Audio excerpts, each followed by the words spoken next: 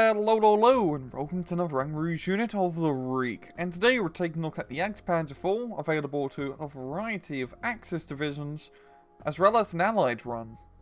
So by late 1942, the German army realised they needed a heavier duty tank destroyer. The Stug 3's armadas weren't exactly cutting it with these new Soviet vehicles that are being brought out.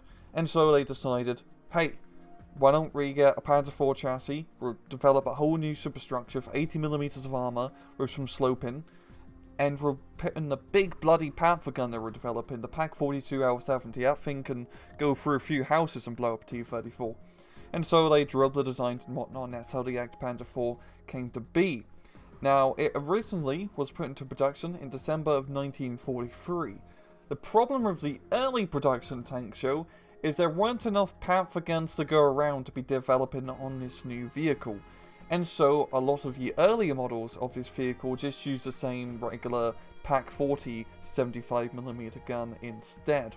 It wasn't until mid to late 1944 where production of the Jagdpanzer with the long 75 was put into production. And by the war's end they had produced roughly 2,000 of these tank destroyers. They're pretty much primarily used in Panzer divisions as dedicated tank destroyers, and they're very good tank destroyers, which low profile and high armor, and once they got the long gun on it, very effective at knocking out Soviet and Allied tanks, or I should say Western Front tanks. They weren't as good, of course, in other combat roles such as infantry fire support. In-game, the Jagdpanzer IV is a 190-point tank destroyer, available to Trofeses, Ringtown, Lehr, 9th Panzer, 2nd Panzer, Paris Division, as well as the SAS Division. The SAS Division's run is a bit different as it is 180 points, and it has 2 weapons. So for the weapon loadout, you got one pretty much Pak 40 gun with 6 accuracy, 6 rounds a minute, Trove AP of 35 shots, 4 HE of 10 shots, and 1.2 kilometer range. Almost identical as a regular stationary Pak 40, just with 1 less AP, but overall it's still a pretty powerful anti-tank weapon with some high explosive ammo to help deal with infantry and soft targets, as well as a singular machine gun. Pop down to miscellaneous stats, it's got 14 frontal armor, 5 at the side and 2 at back. It has bad stealth, a speed of 25 km off-road and 60 on the road, and very low optics capability. In battle, the Jagdpanzer IV is a lovely vehicle to get for the Germans. It fills a very important role, and that role being, you need a tank that's a bit more heavier than a Panzer IV, for example. You need a bit of extra penetration, extra range, but you also need something that's not as expensive as a bloody Panther or Tiger. That's a bit too much. It's a bit too heavy. I can't really be affording that right now.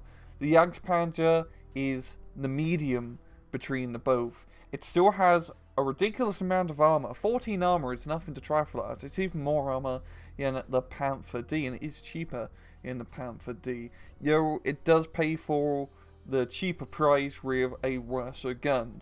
The gun is still good. It can still kill Shermans and other medium tanks rather efficiently, and most of the Allied tanks are going to be fighting the medium tanks. It's just not going to be the guaranteed one-hit kill that you usually get with the Panthers or Tigers main gun. Losing that AP at distance definitely hinders you quite a bit. And just as long as you're not running Fireflies, yeah, pretty much Fireflies, you're pretty much good. Even the American 76mm gun cannot penetrate you at max range. It's only the Firefly and 17 pounders at max range that can put a dent in you. I highly recommend you get it for all of the Axis divisions that you can, especially to offer them with 2-star veterancy, as I'd argue a 2-star veteran Jagdpanzer is much better than a no-star veteran Panther D, for example. And it's just nice to have that medium row where you don't need, a Panther, but you need something heavy in a Panzer IV. Now, I can't end this video without mentioning about the SAS Jagdpanzer, because the SAS Jagdpanzer is bloody insane. It is nutty. It's an A phase Jagdpanzer, where the Axis runs at only B to C phase. It's 10 points cheaper, and that's pretty much, the similarities, or differences between the similarities. But what makes it so much better, even though it's statistically pretty much the same, except for a bit of a discount, is that you're fighting against Axis tanks usually. Panzer IVs, Stugs, etc. They usually have worse armor compared to your Shermans that you're going to be fighting against. And considering that you can get it in A phase, and German armor in A phase isn't exactly anything to write home about, except for a few notable examples, it is an absolute killer.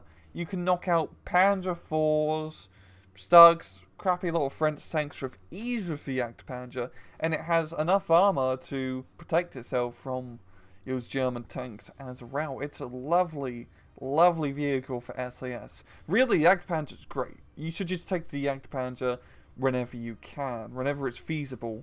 Yeah, it is. And it is such a useful unit. It's just useful. It's lovely. It's great. I love it. And, well, I'm going to leave it off at that. This has been another Rang of the Week.